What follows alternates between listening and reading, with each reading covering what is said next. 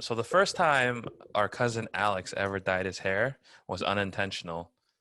It was because Tam lit his hair on fire. I didn't light his hair on fire. It singed part of his bangs. And his hair changed color. It didn't. I trimmed it. Trimmed it. Wow, you trimmed it. Well, at least Yeah. it was free. Yeah, his was mom free, noticed. yeah. He was just like, how come his hair's a little shorter in the front? I'm just like, I don't know. Wait, so what happened? So, we used to have matches at home, and Jeff showed me how to like light a match, but I was scared of fire, and he's just like, "Don't worry, if you just throw it fast enough, the fire would go out." But he would always. I don't know if that's how I explained it. Don't worry. If you throw it fast enough, it's fine. Jeff would always throw it against the as far away from him as possible. So he'll throw it towards like the mirror or like mom's dresser, and then it would go out because it would hit like hard surface. And I was just like, oh, okay. And then let me throw it at my baby cousin. it was late at night, and I was just like, oh, I'm gonna try lighting one myself. And I lit it, and then I threw it, but it hit the carpet, and then the carpet went on fire. Oh my god. Wow. And then I started panicking because I was just like, what can I do? How can I?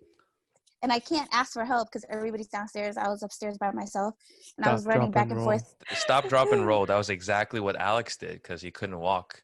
So he rolled. Yeah.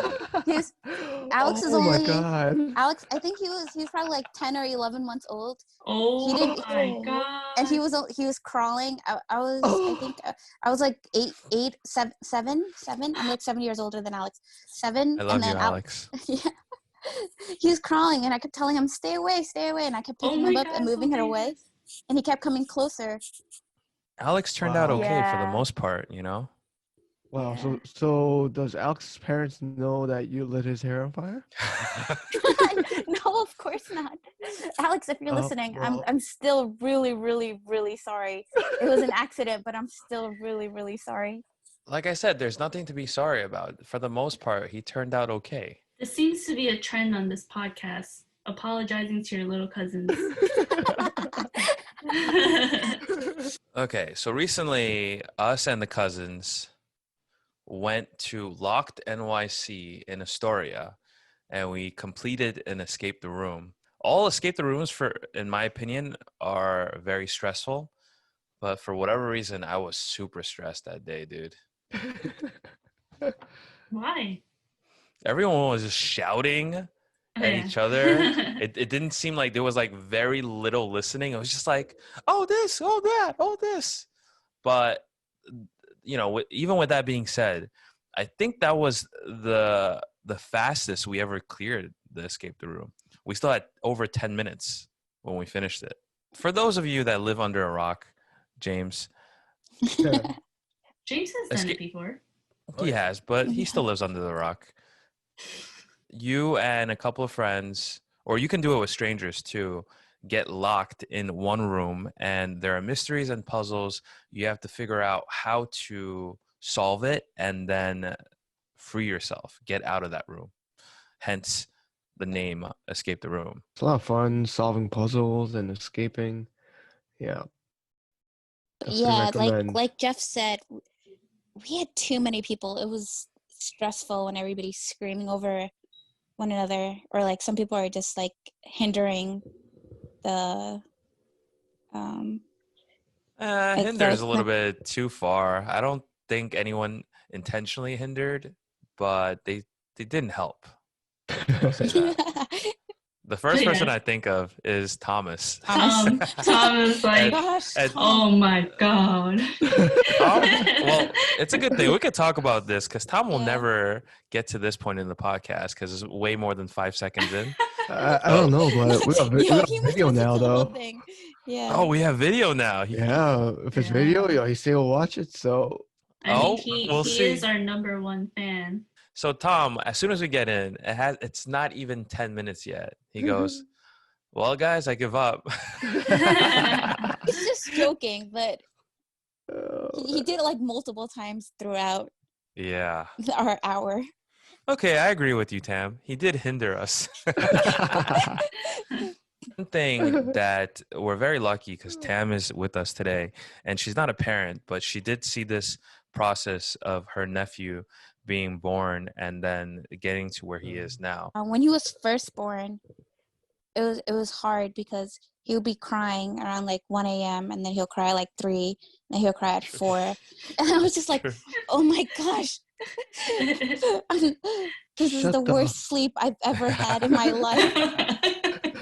Shut the front door. The first 2 months, I would wake up every time he'll cry.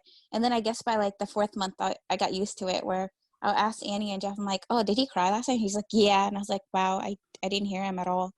You just like get used to it. Nice. Annie and I visited our friends Michael and Sumchi in Brooklyn today, and they recently just had a kid. Their baby boy Paul is so cute, and he's 3 months old. 2 months old. Isn't he 3 months old? All right, I'll go. Okay, he's 2 months old. You know better than I do. He's 2 months old. By the time this episode premieres, he's going to be 3 months old. But seeing him and then seeing Mike and Sumchi go through that, it brought me back. And even though it's only been 8 months, I was thinking like, wow, I forgot how small Nicholas was when he was first born. And how tough of a time it was to transition, going back to work and starting the whole process. Do you guys miss having when Nicholas was very young? Well, he's still young. Do you miss having a newborn? Yeah. I don't. Not really. 2 things about Aiden. Number 1, he's scared of the Iron Man toy that I have at my house. He's 2 years old, by the way. Yeah, he's 2 years old, and my aunt from Taiwan gave Nicholas an Iron Man toy that stands on its own, and when you turn it on, there's music, loud music coming out of it, and Iron Man would dance. Flashing lights and loud music, and Iron Man would start to dance. So Aiden is scared of that. He will not go anywhere near that toy, but he'll look at it from a corner and he'll dance with it. He will not approach it, but he will dance from afar. No, he's okay with it off because he brought it. He picked it up and then he gave it to me. And he's then not he was okay just, with it. Well, I put it in his face. He started getting scared. The couch. Yeah. Yeah. The second thing about Aiden is that he's at the age now where he's scared of spicy stuff. So you can just say anything. You can say ice cream is spicy, and you're like, "Oh, Aiden, you want?" No, I'm scared. His face is so funny. Like, yeah, he is. His face. Aww. I feel a little bit. I feel a little bit sad for him. Why? That ice cream was delicious. Jeff lied to him. It wasn't me. Okay, I'm not throwing anybody under the bus, but last week when they first came over, all right, I'm not telling the story. When Aiden was trying to go to the basement, I see down there. It's spicy down there. The air is spicy. My mom was saying it's dangerous, and I forgot who in the background kept saying it's spicy. It's spicy. It was Stella. Hey, Jeff. No, it was Stella. Come on, guys. I don't even know. I don't even know how I'm gonna edit this episode, yo. I gotta cut out so much stuff. Thanks for listening. Yep. Thanks for listening. Check out our merch store. We got t-shirts there. We got hoodies there. Now we got hoodies. Oh, yeah.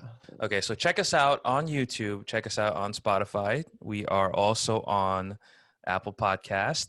And check out our WordPress. Please put in your email for our WordPress, and we'll let you guys know each time episode goes live.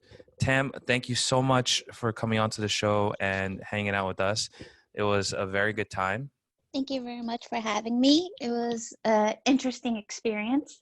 Yeah, I always love reliving how I used to, torture people. So thank you for that. Yeah, Jeff hasn't changed. Mm-hmm. All right, guys. Don't forget to like and subscribe and stay redonkulous. Peace.